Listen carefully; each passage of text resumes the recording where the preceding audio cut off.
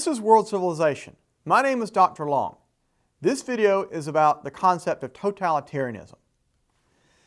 During the 1920s and 1930s, several countries, such as the Soviet Union, Italy, and Germany, saw their governments taken over by political parties that many scholars in the 20th and 21st centuries have labeled totalitarian. Benito Mussolini, the leader of the fascists in Italy, was the first to use the term totalitarian, and Mussolini used it in what he thought was a positive manner to describe his own regime. The term totalitarian, however, has come to have very negative connotations since then. During the late 1940s and the 1950s, in the early years of the Cold War, many scholars in the West came to use the term totalitarian to describe certain types of governments. Now, the most famous example of this was the scholar Hannah Arendt. Hannah Arendt was a Jewish German philosopher and political theorist, and she actually escaped Nazi Germany to the United States in 1941 and later became an American citizen. So she had direct experience with the Nazi regime. Hannah Arendt was most famous for her 1951 book, The Origin of Totalitarianism, which is one of the first major works to describe the totalitarian regimes of Nazi Germany and communism in the Soviet Union, and to compare and contrast those two regimes, and in her view, to denote common characteristics between the two that made them both totalitarian. For Arendt, totalitarian movements and regimes emerged in the aftermath of the First World War, with the breakdown of the nation-state, the class system, and traditional political parties. Arendt saw the state use of terror, and especially prison and concentration camps, as key elements of all totalitarian regimes. As she puts it in her book, The Origins of Totalitarianism, concentration camps are, quote, the true central organization of totalitarian organizational power. Now, Arendt went on to describe several other aspects of totalitarian regimes, especially comparing Nazi Germany under Hitler and the Soviet Union under Stalin. Racism, and especially anti-Semitism, hatred of Jews, was central to Nazi ideology. The Nazis viewed Aryans, people they considered Northern Europeans such as Germans, as racially superior. Nazis under Adolf Hitler sought to create a racially pure community, free of Jews, Slavs, and others they considered racially undesirable. During the Second World War, Nazi ideology and the desire of the Nazi state to conquer Eastern Europe and the Soviet Union and to settle it with Germans lay behind the Holocaust, the systematic genocide of 6 million Jews as well as of millions of other Slavs and Gypsies. The concentration camps the Nazis used were a key part of the Holocaust. Now, likewise, the Soviet Union, under the rule of dictator Vladimir Lenin, and especially under Joseph Stalin, sought to purge the nation of all class enemies, or class enemies at least according to Marxist-Leninist ideology. Now, these class enemies included nobles, factory owners, bankers, merchants, members of the clergy, and those defined as wealthy peasants, or kulaks, as they were called. Under Stalin, any member of the Communist Party itself, who he saw as potentially as challenging his power, were forced to confess to false charges of treason in what were called show trials.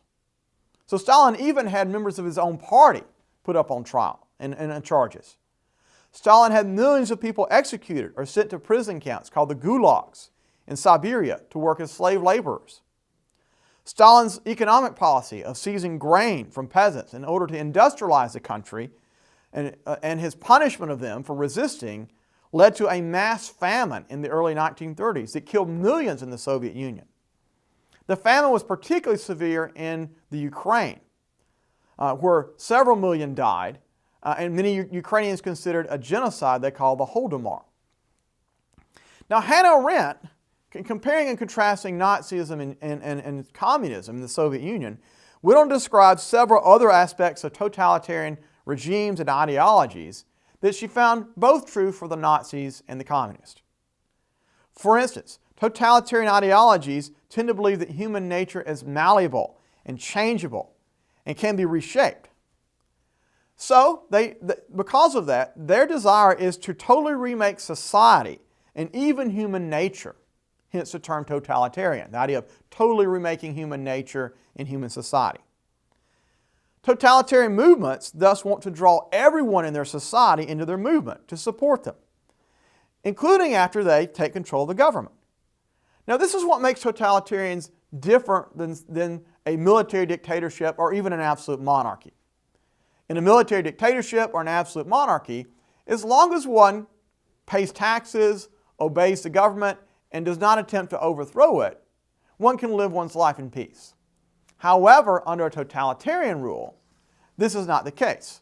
The government seeks to make you part of its movement, to bring you into what it's attempting to do.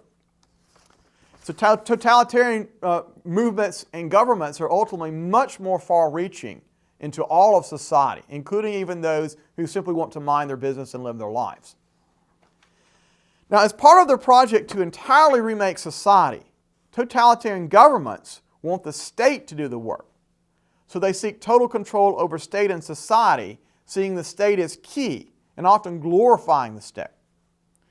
And control of the state means one-party rule. All other political parties are banned. In politics, once totalitarian movements take power, all other parties are made illegal and their members are arrested and put in prison. Now, naturally, this leads to the party and the state sort of blending in a totalitarian state. Naturally, totalitarian regimes are anti-democratic. They may hold elections, but if so, the results are rigged and predetermined. They're never fair elections in a totalitarian state. Likewise, civil liberties are severely repressed. The state sees private organizations, from sports clubs to unions to churches and on, as competitors to the state itself, and therefore seeks to ban them or take them over and remake them in its own image. Totalitarian regimes use heavy propaganda in the media and in public places to convince people that they offer the best form of government and that what they say is true. And this is to convince the people of their viewpoint and to make sure the people are loyal to them. Schools under a totalitarian government likewise use indoctrination to shape the next generation, even turning them against their parents if need be. Now, as such, totalitarian governments break down people's deep-seated loyalties to family and to friends. And in Arendt's terms, they automatize society, isolating individuals from natural groupings such as family, and completely reshaping their loyalties. Totalitarian movements and governments generally have one leader, a dictator. Now, this dictator is praised in propaganda, almost made into a god of sorts, and is seen as someone who could solve all the nation's problems. And all of the propaganda built up around the dictator is called the cult of personality. Finally, as Arendt notes, terror is a key part of any totalitarian regime. Totalitarian regimes have large secret polices, such as the Gestapo, the secret police in Nazi Germany, or the NKVD, later known as the KGB in the Soviet Union. Now, the purpose of a political police, or of a secret police rather, is not to deal with regular crimes such as assault or robbery or the like. Rather, the purpose of a secret police is to root out any potential political dissenters. And as such, the secret police have no restrictions on what they can do. This includes spying and torturing, and they don't need a warrant. They don't need any kind of permission. They do as they please. Secret police often build up entire prison networks for potential opponents of the regime, where prisoners are taken for torture, for forced confessions, and are sent to concentration camps or work camps, or to be executed. Now, this kind of secret police is used to terrorize the population because no one knows who could be arrested by them next, and no one knows what could happen to those individuals. This sort of terror breeds fear in the population and keeps people from speaking out against the regime because you never know who's next and will be targeted by the secret police. Now, besides Hannah Arendt, several other political philosophers, and historians in the 20th and 21st century have likewise addressed the issue of totalitarianism. For instance, another German-born philosopher, Erich Voegelin, focused on the utopian aspects of totalitarian movements. In Voegelin's terminology, each totalitarian movement and regime has their own unique view of utopia, their own unique version of a perfect world, you might say. For the Nazis, their version of utopia, a perfect world, is a racially pure state, free of Jews, who they see as racially corrupting. For the communists, a utopia, a perfect state, is a classless utopia, as spelled out by Marx. But in any case, as Erich Voegelin notes, the attempt to create a perfect society is based on the notion that this is possible in the first place. In Voegelin's view, this is almost a quasi-religious perspective. And he made the comment that totalitarian movements seek to create a heaven on earth, or in his view, to immanentize the eschaton, kind of a fancy way for bringing heaven down to earth. For Voegelin, totalitarian movements such as the Nazis and communists are political religions or pseudo-religions, as they have a great deal of religious trappings. Interestingly enough, they also dress their ideas in bogus scientific claims as well, meaning they also are pseudo-scientific.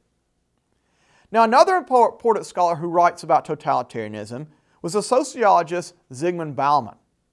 Bauman was influenced by Arendt.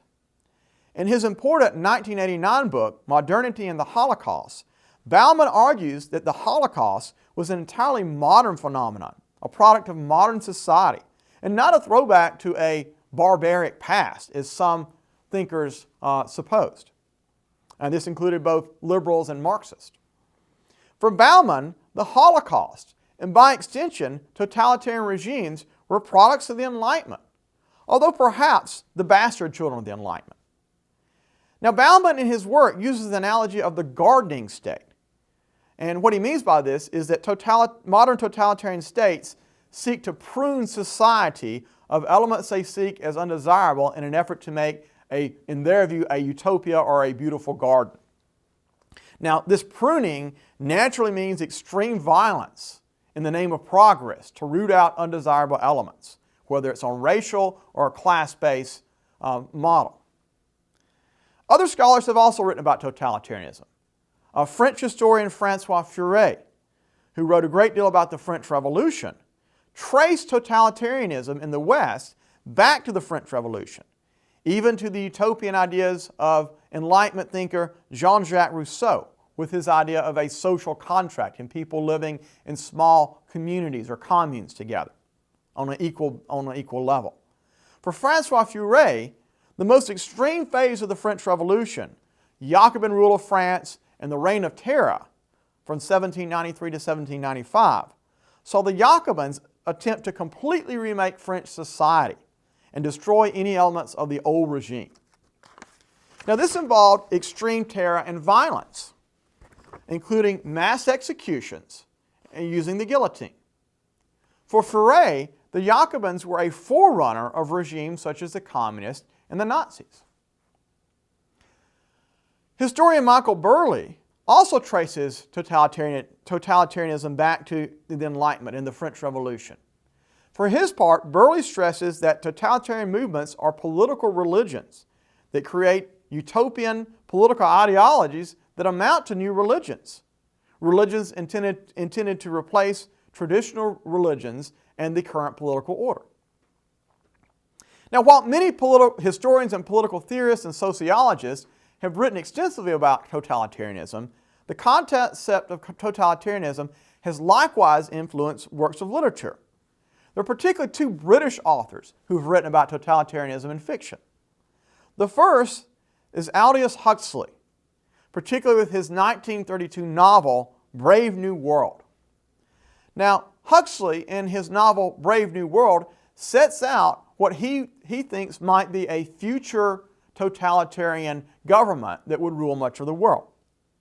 And in his view of a future totalitarian rule, the regime would rule the population through pleasure, not through terror. In other words, This totalitarian regime in Brave New World uses drugs and sex to keep the people docile and inundated by pleasure so that they will not oppose the regime. And so they do not use terror, they use pleasure. It's an interesting view of how a totalitarian regime might manipulate and control people. On the other hand, another famous British author, George Orwell, wrote two novels, also in fiction, documenting how he thought a totalitarian regime might operate. His novel Animal Farm, for instance, depicts a fictional group of animals taking over a farm and the pigs becoming the totalitarian rulers. Likewise, his 1949 novel, entitled 1984, describes a totalitarian government ruling much of the world in the year 1984. In Orwell's account in 1984, future totalitarian government will rule by fear and terror and by changing language. And this government is known as Big Brother. In 1984, Orwell says that describes this totalitarian government as using newspeak, a language with a limited vocabulary and terms made up by the regime to control how people think. So what are some examples of totalitarian regimes in the 21st and 21st centuries? I focused a lot on theorists and works of fiction so far. The Nazis under Hitler and the Soviet Union under Stalin are clear examples of totalitarian regimes, with secret police, terror, lack of civil liberties, mass persecution, a particular type of utopia, and so forth. Many Eastern European governments during the Cold War were likewise communist, and in part copied Stalin. The Romanian government under Nicolas Ceausescu was particularly brutal and could be described as a totalitarian government. Likewise, the East German government had a secret police, it was a communist secret police, the Stasi, that was notorious for spying on its own people. An estimated 1/3 of the population under East German communist rule were employed by the Stasi as spies of the secret police. And this included ordinary people reporting back to the Stasi as they would spy on their friends, their neighbors, their families, their co-workers, and so forth. In China, from 1949 until the death of Mao Zedong, the Chinese communist regime could likewise be described as totalitarian. As with Stalin, Mao's agricultural policies in the 1950s led to millions of deaths due to famine. Also, in the 1960s and 1970s, China under Mao underwent what was called the Cultural Revolution. In the Cultural Revolution, all traditional aspects of Chinese culture, such as religion and family traditions, were purged in an effort to wipe away everything of the past and replace it with communist ideology. And this included glorifying peasant work and massive indoctrination or re-education, with young people even denouncing their elders. It also featured a great deal of terror, arrest, public execution, people sent to prison camps and work camps, enforced labor. Now, the Cultural Revolution came to an end with the death of Mao in 1976. A lot of his extreme efforts were rolled back by the communist government leadership that followed. Another example of a totalitarian regime was the Khmer Rouge in Cambodia under the rule of Pol Pot in the 1970s. The Khmer Rouge ruled Cambodia in the 1970s, and they instituted a Maoist-like regime based on the form of communism that Mao used. The Khmer Rouge in Cambodia glorified manual labor, peasant work, and they advocated a communal agrarian utopia with everyone in Cambodia living on farms in small communes together. They also, while glorifying the agrarian life, disparaged anything that differed from it.